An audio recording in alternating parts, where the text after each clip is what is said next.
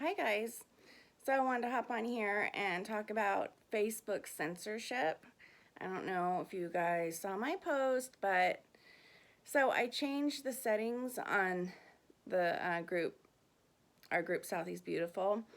I switched it from secret to visible just for like a few minutes because I was trying to add a friend.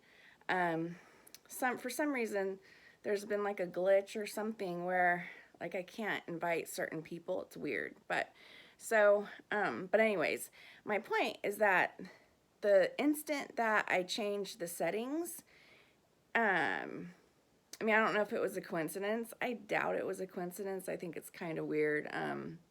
But as soon as I set it to public and visible, then Facebook flags me for a post about Kratom. It was regarding I was notifying everybody about the FDA possibly wanting to ban Kratom, and this post is from 2019. So that just sucks. Anyways, I mean, of course, I disputed it. I haven't gotten a reply, but it's just crazy, this censorship and everything. Um, so, and then there's something else I wanted to talk about. I've got to say, like being a taking kratom for significant reasons, it's it's very worrisome for me, and I'm sure it is for other people, when we come across, like when I come across people who bash kratom. And usually the people who bash kratom are the ones who have who have addiction issues. And it's usually the people who aren't taking kratom for a legitimate reason. And so that's just, it's really annoying. Um, because, there they are, they're sitting there abusing this plant, and this plant is so beneficial and helpful. And like, for example, I advocate on YouTube, various platforms, but on YouTube, there's this guy who was replying to one of my comments. I was just talking about the benefits of kratom, and I posted a link to my website, my blog, and he's all, oh, kratom is a drug, and it's the withdrawals are horrible, and I did abuse it, but the withdrawals just get worse and worse, and it caused me to just stay in my apartment. It caused me to not want to be around anyone. I didn't socialize with anybody. All I wanted to be was alone in my apartment with my drug. Also, it just made me, I just couldn't wait until my next dose. So, of course, I thought, wow, this, I'm going to tell you that is a complete, that right there tells me that this guy probably has, well, I mean, he's got to have underlying issues as to why, there's a reason for everything. People don't just go around abusing substances or substances, can't talk tonight, or things or people. It's not about the substance. It's not about the thing that you're abusing. It's about what's driving you to be self-destructive or abusive. So it's not the plant's fault. That guy is a minority. Well, actually, I mean, there are a lot of people who have addiction issues, and there's just so many people in society who have underlying psychiatric issues and mental disorders. This is why I like to talk about mental illness, because nobody wants to talk about it, nobody wants to deal with it. So what happens? So people self-medicate because, they're in pain. They're in emotional and mental pain. Nobody wants to talk about anything. Nobody wants to get therapy. That's why we have thousands and thousands of cases of bipolar now, because, somebody maybe had signs of depression or anxiety and they ignore it. And when you ignore symptoms, they don't go away. They can usually develop into something worse, because a lot of times bipolar is developed. So anyways, but going back to this gentleman who I was speaking with, it's just a shame when, when people get online and they bash Kratom like that. It's a real disservice because it paints the plant in false way, because Kratom does not do that to people. That Kratom was not the thing that made him stay in his apartment and not want to socialize. His underlying mental issue is what made him behave that way. It wasn't Kratom. It was his underlying issues. And he probably still hasn't gotten help for it. So, Kratom does the exact opposite of that. It makes you want to live again. It makes you want to socialize. Are you kidding me? I mean, it's just insane. It's just the confusion, and it's just crazy how many people are blind to what is actually going on inside their own heads and inside their bodies. It's because people just stuff their emotions. People just keep, repressing. Or, I mean, I know we're all different, but the majority just does not want to, you just don't want to deal with your mind. I mean, we take care of our bodies. We go to the doctors. We get a physical every year. It's no biggie. It's such of the norm. You get your temperature checked. You get your blood pressure checked. It's totally normal. But we don't get our minds checked ever. When you really think about that, that's scary. So our minds are completely ignored. And I'm so happy. I gotta say, my deciding to get therapy for my crap and all the trauma that I went through, it was one of the smartest things I ever did. And I mean, I'm reaping the benefits because of it.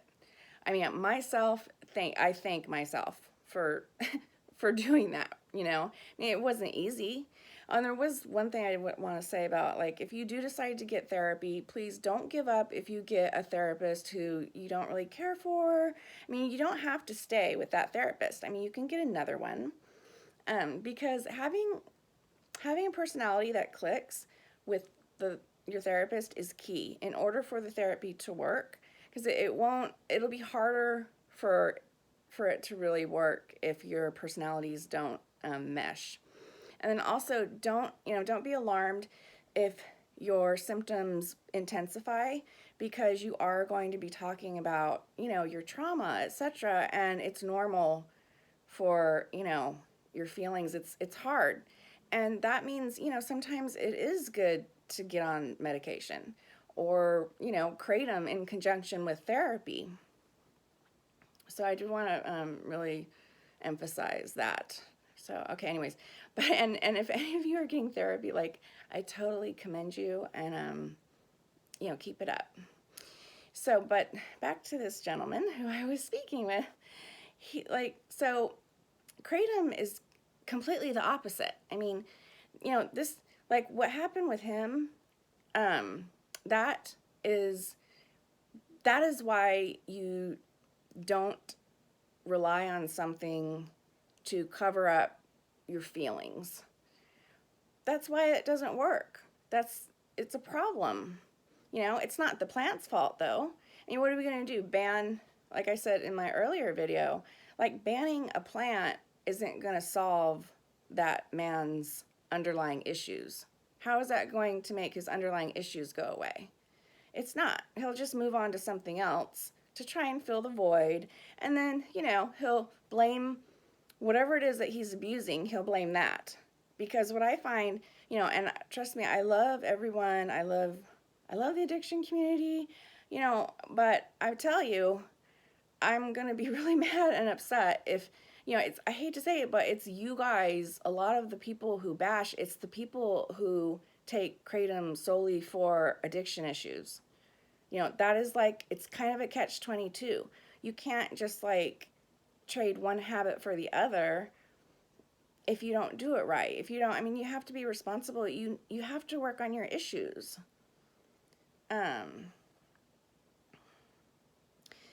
But like, so Kratom, I mean, if you don't have any real significant reason for taking it, then why? I mean, why, don't even mess with it. And if you have like if you have major, if you're trying to kick heroin and you transition, that's awesome. And if you have to take really large amounts of Kratom because you were a heroin addict, I really hope that if you do experience negative side effects from Kratom, that you don't start bashing the plant and you take responsibility for the reasons as to why that's happening. Because for the majority of people who take low doses of Kratom, we don't have problems. I mean, I haven't talked with anyone. It's, so when you don't abuse things, then you don't have problems. That's why you're not supposed to abuse things. That's why you're not supposed to overtake things. I mean, that's like in life, there's that saying, moderation is key.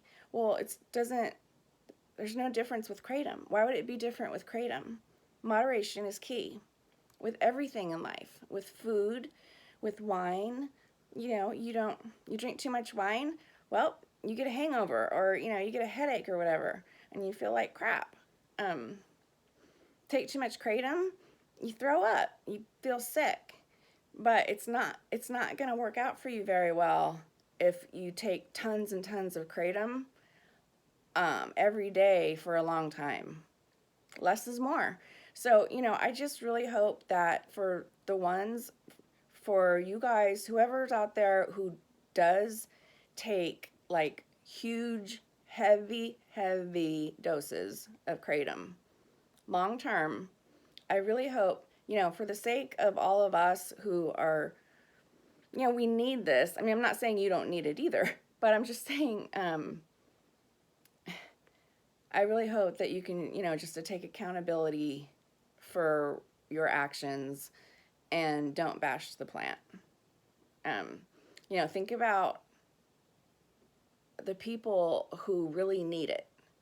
And I'm not saying you don't need it, but I think there's a huge difference between someone who's taking Kratom, like me, for like severe chronic pain. I'm in like pain every day, all day, every day. And if you don't have that, if you don't have something horrible that you're dying to relieve and you're just taking Kratom because you think, oh, makes me feel good, I feel better. Well, first of all, thank your lucky freaking stars that you don't have to deal with what we have to deal with. And that, but again, don't take it for granted, and don't turn it into something, don't make a problem out of it. Anything can be a problem if you make it.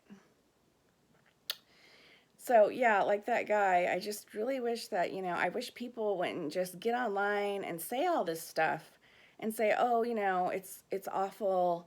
No, it's not. It's like he didn't even take accountability. He did say he abused it, but, he just basically bashed the plant. And it was actually on YouTube's video for ibogaine or whatever. And there you go. I mean, that stuff is supposed to be killing people. I don't really know much about it, so I'm not going to say that much about it. So, but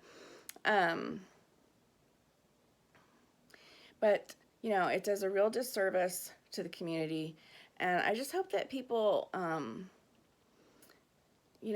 aren't too selfish, and where they can think about the people who don't have anything for pain, and they rely on Kratom. Because Kratom does the opposite. Like, there's no way it makes me want to stay in my apartment. Are you kidding me? It does the complete opposite. Like, it's turned my life around. It gives me mental clarity. It gives me focus. It helps me to concentrate. And the greatest thing is it doesn't change my personality. It like gave me back me. It doesn't make you tired. It doesn't impair you. It doesn't intoxicate you. You know, I don't bash weed, but there's no way I can take weed. I can't like smoke weed all day long. Like I can't. I wouldn't be able to function. Well, and I mean, not to knock it, but weed impairs you. Hello? I mean, it gets you stoned. Kratom doesn't do that. Kratom doesn't get you stoned. And it doesn't give you any kind of high to where you're impaired. It does not. So, okay, yeah, maybe it will give you a withdrawal if you take lots of it, but guess what? Coffee does too.